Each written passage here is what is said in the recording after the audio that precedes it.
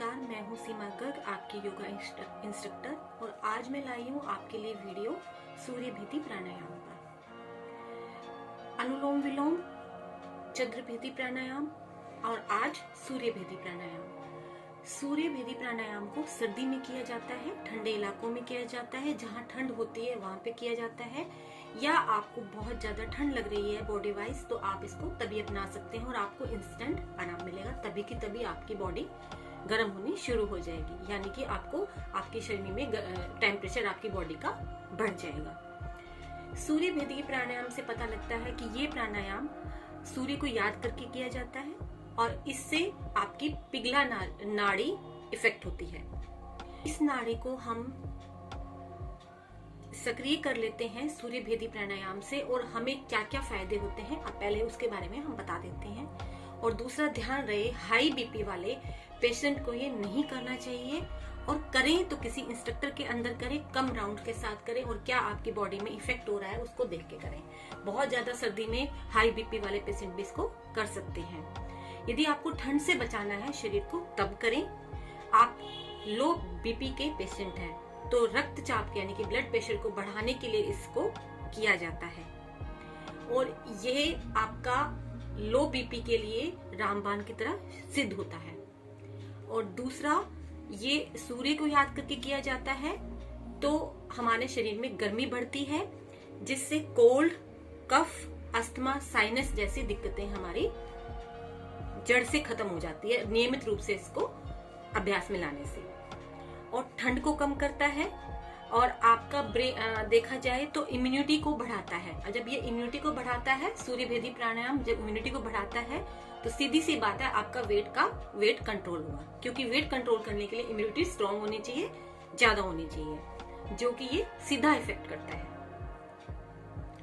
और सूर्य भेदी प्राणायाम करने से आपका रक्तचाप बढ़ता है तो आप में काम करने की एनर्जी भी बढ़ती है। जो ये नाड़ी है आपको मैंने बताया, तो ये आपके लिए कैलकुलेटिव माइंड को इंक्रीज करती है। जिन लोगों का माइंड कैलकुलेटिव नहीं चलता है, यानी कि व्यापार की तरफ नहीं चलता है, और किसी भी कारण से उनको अपने माइंड को चलाने में दिक्कत रहती है, यानी कि वो सोचते तो हैं पर उसको इनपुट नहीं दे पाते हैं, तो उनके लिए ये बहुत अच्छा है। यानी कि मैथमेटिकल माइंड जिनका कम चलता है उसको ये प्राणायाम करना चाहिए, तो हमारा मैथमेटिकल माइंड चलने लग जाएगा। अर्थमेटिक, मैथमेटिकल, कैलकुलेटिव कह दीजिए, व्यापार में कह दीजिए, मनी वाइज कह दीजिए, तो हमारा ये धनात्मक के लिए आपका जिम्मेदार होती है ये नाड़ी।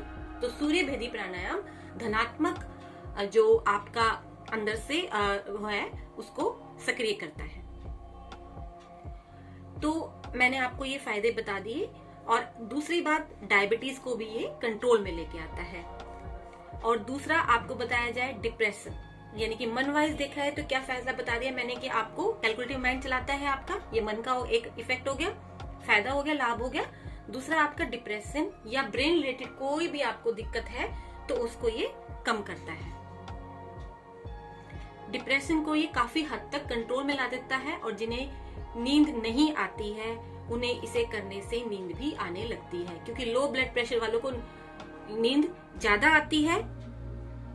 तो आपको ये रोटेशन ठीक से करेंगे तो आपको नींद भी सही मात्रा में आएगी, यानी कि जितनी आपके शरीर को और मन को जरूरत है नींद उतनी ही आएगी सूर्य भेदी प्राणायाम करने से। तो यानी कि इंसोम्निया, डिप्रेशन और आपके कैलकुलेटिव माइंड को इफेक्ट करता है। ब्रेन से जितनी संबंधित आपके नर्वस सिस्टम की डिजीज होती है उनमें भी ये फायदा करता है। सूर्य भेदी प्राणायाम के लिए आपको अब हम इसका थोड़ा सा मेथड बता देते हैं।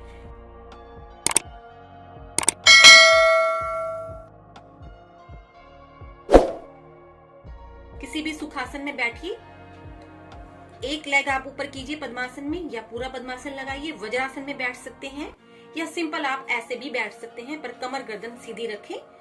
और सूर्य भेदी प्राणायाम करने के लिए आप ध्यान से सुने, राउंड मैं इसके आपको बाद में बताती हूँ, पहले आप इसका मेथड समझ लीजिए। तो सूर्य भेदी प्राणायाम ठंड में इकलौता प्राणायाम है जो कि ठंड में आपको फायदा करता है। मैं फिर बता रही हूँ। तो आप इसको आप कैसे करते हैं, ठंड के इलाकों में अपनी बॉडी को गर्म करने के लिए किया जाता है। तो गर्मी के मौसम में इसको थोड़ा सा अवॉइड करें या थोड़े से राउंड के साथ करें। अब क्या करना है, आप देखिए ये वाली उंगली इंडेक्स फिंगर को आपको माथे पे रखना है, ऐसे बिंदी वाले स्थान पर, दोनों आंखों के बीच में, और थंब को वही आपको राइट नोस्ट्रिल पे रखना है ऐसे। और आपकी ये जो उंगली है इंडेक्स के फिंगर, मिडल वाली फिंगर, इसको आपको उंगली लेफ्ट नोस्ट्रिल पे रखना है। आपको क्या करना है, और बाकी जो दोनों उंगली हैं आप उनको ऐसे भी कर सकते हैं नीचे की तरफ, ये चीज ऐसे, ये चीज रहेगी ऐसे। अब देखिए राइट नोस्ट्रिल से श्वास लें, यानी कि अंगूठे को हटा लें, लेफ्ट से छोड़ दें,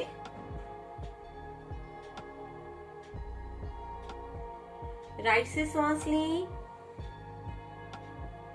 लेफ्ट से छोड़ दें, फिर उंगली को वहां से हटा लें और थंब को लगा दें। यानी जो नोस्ट्रिल आप यूज कर रहे हैं उस चीज को आप हटा लें, उस फिंगर को, और फिर बंद करते हैं तो उसको वहां पे लग दें और दूसरे नोस्ट्रिल का यूज करें। यानी कि राइट से श्वास लें, लेफ्ट से छोड़ें, ये एक राउंड होगा, और ऐसे ऐसे 9 राउंड आप अपनाएंगे। श्वास लेने का ढंग कैसे रहेगा, ध्यान से सुने। राइट से श्वास लें, लेफ्ट से छोड़ें। श्वास लेने का जो समय है वो छोड़ने का समय उससे ज्यादा हो, और आप ऐसा नहीं कर पाते हैं शुरुआती दौर में, तो राइट से जितना समय आप श्वास को लेने में लगाएं उतना ही छोड़ने में लगाएं। यानी कि जो श्वास लेने की अवधि है उसको बराबर रखने की कोशिश करें। यदि आपको ये समझ में नहीं आता है तो सिंपल आप श्वास लें राइट से और लेफ्ट नोस्ट्रिल से छोड़ दें। राइट नोस्ट्रिल से श्वास लें, लेफ्ट से छोड़ दें, ये एक गिना था। ऐसे ऐसे 9 राउंड आप स्टार्टिंग में एक बार में बैठ के करें। और ज्यादा ठंड लग रही है तो इसका आप राउंड बढ़ा भी सकते हैं। बाय प्रैक्टिस हर हफ्ते इसको बढ़ाते जाएं, और ध्यान रहे इसमें मुंह बंद रखें, कमर गर्दन सीधी, मुंह बंद, आंखें बंद रखना चाहें बंद, खुली रखना चाहें खुली। यदि आप बंद रखेंगे तो आप श्वास पे पूरा ध्यान दे पाएंगे। राइट नोस्ट्रिल से श्वास लें, लेफ्ट से छोड़ें, राइट से श्वास लें, लेफ्ट से छोड़ें। धीरे धीरे बाय प्रैक्टिस आपको आपका इसका कॉन्सेप्ट समझ में आ जाएगा कि राइट से आपने श्वास लिया, लेफ्ट से छोड़ दिया। और दूसरी बात है, जब आपको ऐसा लगे कि अभी आपको समझ में ही नहीं आ रहा है कि आपका श्वास राइट से जा रहा है, तो आप कैसे चेक करेंगे। जब आप श्वास छोड़ेंगे तो उसके नीचे हाथ को अड़ा लीजिए दूसरे वाले को और चेक कीजिए कि श्वास निकल रहा है। और जब लेंगे तो आप ये देखें कि श्वास पेट से होता हुआ आपकी चेस्ट की तरफ जा रहा है। इनहेल मतलब और एक्सहेल की क्या करेंगे कि आपका नोस्ट्रिल कैसे यूज हो रहे हैं। जब श्वास छोड़े तो आप उंगली को लगा के दूसरे हाथ से चेक कर सकते हैं कि आपका श्वास छूट रहा है। ये चेक करने का आपका सेल्फ तरीका है, मेथड है, सेल्फ मेथड है कि आप ऐसे इसको करेक्ट है या नहीं है। और धीरे धीरे मान ले आपका तब भी नहीं हो रहा है श्वास छोड़ने का माध्यम, आपको पता ही नहीं चल रहा है कि श्वास छूट रहा है, तो प्रैक्टिस करते जाएं। धीरे धीरे आपको आराम पता लग जाएगा कि आपका मेथड ठीक हो रहा है, और बाय प्रैक्टिस आपको धीरे धीरे ये आ भी जाएगा। तो ध्यान रहे, मैंने कहा है कि हाई बीपी के पेशेंट इसको नहीं करेंगे, लो वाले कर सकते हैं, प्रेगनेंसी में ना करें। और हार्ट पेशेंट भी इसको थोड़ा इंस्ट्रक्टर के आगे करें, किसी योगा वाले जानकार के आगे करें तो ज्यादा बेहतर है। देख के एकदम से ना करें, और बाकी सब कर सकते हैं।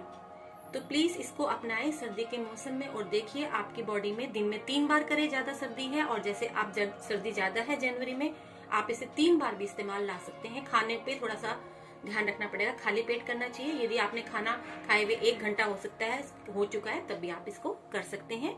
शुरू में 9 राउंड करें एक बार बैठ के, फिर धीरे धीरे बाय प्रैक्टिस इसको बढ़ा सकते हैं। ज्यादा ठंड लगती है तो ज्यादा राउंड भी कर सकते हैं। तो ये आपको मैंने आपका सारा बता दिया है। यदि आपको मेरी वीडियो पसंद आ रही है तो प्लीज लाइक कर दीजिए, शेयर कर दीजिए और कमेंट कर दीजिए। धन्यवाद।